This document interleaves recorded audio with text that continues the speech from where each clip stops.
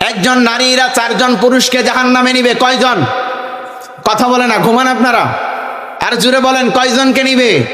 আপনি হাজি সাহেব মানুষ, আপনি মুহাদ্দিস মানুষ, আপনি দাড়িওয়ালা মানুষ, সাদা জুব্বা পরা মানুষ, আপনি হাজি সাহেব মানুষ, 5 বার হজ করে আসছেন, আপনার বেটার বউ রাস্তায় বের হয়, তার কোনো কাপড় নাই। কথা বলেন ঠিক কিনা? আপনি মাদ্রাসার শিক্ষক, আপনি স্কুলের শিক্ষক, আপনি শিক্ষিত মানুষ, আপনি মেয়েটাকে স্কুলে পড়ান, আপনার মেয়েটা, আপনি নিচে বসে থাকেন, আপনার মেয়েটা বুকে পিঠে কাপড় নাই, ওই মেয়েটা স্টেজে নাচানাচি করে। আমি বলতে চাই আপনি শিক্ষিত না, আপনি হলেন জামানার সবচেয়ে মূর্খ মানুষ। আপনার বুঝি লজ্জা করে না? আপনার লজ্জা করে না? নাগিন গান, ডিজে গান, এই সমস্ত গানের নাচগুলা আপনার মেয়ে স্টেজে দেয়। আপনি মেয়ে হয়ে, আপনি মা হয়ে, আপনি বাবা হয়ে, আপনি বোন হয়ে, আপনি ভাই হয়ে কিভাবে আপনার মেয়ের নাচ, আপনার বোনের নাচ স্টেজে বসে দেখেন? আপনি আর কাছে প্রশ্ন করতে চাই, জাতি আপনাকে মূর্খ মনে করে। একজন মেয়ে 4 জন মানুষকে জাহান্নামে নিবে। যেই মেয়েগুলা পর্দা করবে না, যেই মেয়েগুলা নামাজ পড়বে না, যেই মেয়েগুলা স্কুলে, যেই মেয়েগুলা কোরআন মানবে না, হাদিস মানবে না, এই সকল মেয়ে 4 জন মানুষকে জাহান্নামে নিবে। এক নাম্বার হলো তার নিজের আপন বাবাকে জাহান্নামে নিবে। দ্বিতীয় নাম্বার হলো তার স্বামীকে জাহান্নামে নিবে। আর তৃতীয় নাম্বার হলো আপন বড় ভাইকে জাহান্নামে নিবে। আর হলো চতুর্থ নাম্বার হলো আপন যদি বড় ছেলে থাকে, এই 4 জন মানুষকে নিয়ে কাল কিয়ামতের ময়দানে জাহান্নামে যাবে। আমার বোনেরা বুঝে না, আমার মা বোনেরা বুঝে না। আপনি কেন মাথার কাপড়টা ফেলে, আপনি কেন চুলটা ছেড়ে, আপনি কেন মার্কেটে যান? আপনার চুলের দাম কত আপনি জানেন? আপনি কেন টাইট ফিটিং এর জামা পরে মার্কেটে যান? আপনি কেন ঠোঁটে লিপস্টিক লাগিয়ে, আলতা পায়ে দিয়ে, আর চুড়িগুলা হাতে মুড়িয়ে, মাথার চুলগুলা উড়িয়ে আপনি কেন বাজারে যান? বিশ্বনবী মুহাম্মদ রাসূলুল্লাহ বললেন, শোনো ও আমার নারীরা, বিশ্বনবী যেদিন মেরাজের রজনীতে তিনি জান্নাত দেখলেন, জাহান্নাম দেখলেন। জাহান্নামের ভিতরে দেখা যায় নারীদের চেহারাগুলা সবচেয়ে বেশি দেখা যান। জিবরাইল আলাইহিস সালামকে জিজ্ঞাসা করলেন, ও ভাই জিবরাইল, জাহান্নামের ভিতরে নারীদের চেহারা কেন বেশি দেখা যায়? আর ওই সকল নারীগুলা কারা?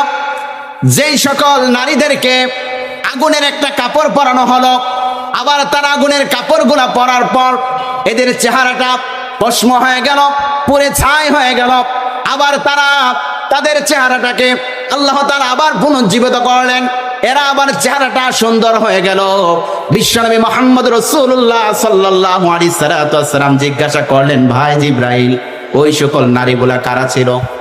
এইবার বিশ্বনবীকে জিবরাইল আলাইহিস সালাম বললেন, ইয়া রাসূলুল্লাহ, আপনি কি জানেন ওই সকল নারীরা হলো তারা, ওই সকল নারীরা হলো তারা, যে সকল নারীরা দুনিয়ার জমিনে এরা পর্দা মানে নাই, টাইট ফিটিং এর জামা পরে, বোরকাটা না পরে, মাথার চুলগুলা ছেড়ে মোটর সাইকেলের পিছনে ওড়ে বাজারে গিয়েছে, মাঠে গিয়েছে, ঘাটে গিয়েছে, স্কুলের স্টেজগুলাতে ডান্স করেছে, নাচানাচি করেছে, পার্কে ঘুরেছে। ওই সকল নারীরা হলো তারা, ওই সকল নারীরা হলো তারা যারা টাইট ফিটিং জামা পরে রাস্তাঘাটে যারা ঘুরেছে। আজকে আল্লাহ রব্বুল আলামিন জাহান্নামের ভিতরে তাদের এই শাস্তি দিচ্ছে। জাহান্নামের ভিতরে তাদের শাস্তি হচ্ছিল, একটি আগুনের কম্বল তাদের শরীরের ভিতরে জড়ানো হচ্ছে। আগুনের কম্বলটা যখন জড়ানো হচ্ছে, আগুনের কম্বলটা জড়ানোর পর তাদের শরীরের গোশতগুলা খসে খসে পড়ে যাচ্ছে। আগুনের কম্বল জড়ানোর পর তাদের শরীরের গোশতগুলা খসে খসে পড়ে যাচ্ছে। আবার কিছুক্ষণ পর ওই শরীরটা আবার ভালো হচ্ছে, আবার আগুনের কম্বলে জড়ানো হচ্ছে। আল্লাহ রব্বুল আলামিন কিয়ামত পর্যন্ত যতদিন জাহান্নামে থাকবে ততদিন পর্যন্ত তাদের এই শাস্তি হতে থাকবে। সুবহানাল্লাহ, নাউজুবিল্লাহ। তার কারণ হলো এই যে মেয়েদের আগুনের কাপড় বানানো হচ্ছে, আগুনের কাপড় পরানোর পর তাদের শরীরটা ঝলসে যাচ্ছে। আপনি বোন, আমি আপনাকে বলতে চাই, আপনি যে বেপরদায় রাস্তাঘাটে চলেন, আপনি যে উড়না নেন না, আপনি যে হিজাব করেন না, দুনিয়ার জমিনের আগুনটা একটু হাত দিয়ে দেখেন তো সহ্য করা যাবে? সহ্য করা যাবে না। তাহলে আপনি কিভাবে জাহান্নামের উত্তপ্ত আগুন আপনি সহ্য করবেন? আমার বাবারা, আপনাদেরকে বলি, শুধু মেয়েদেরকে বললাম ঘটনা এটা নয়, মেয়েদের পর্দা আছে, পুরুষদের পর্দা বুঝি নাই? কথা বলেন, আছে না নাই?